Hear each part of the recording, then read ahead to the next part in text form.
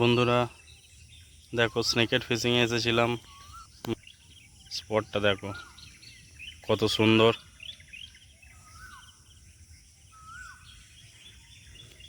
আর এই দেখো আমার রিল রড। আর এই দেখো একটা ছোট্ট মাছ হয়েছে, শাল মাছ,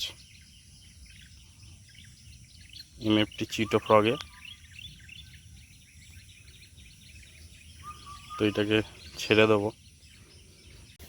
মাছটা দেখো ছোট মাছ, এটাকে ছেড়ে দেবো।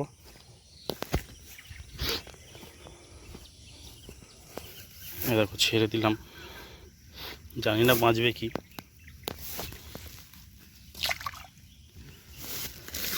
ছেড়ে দিলাম, চলে গেল।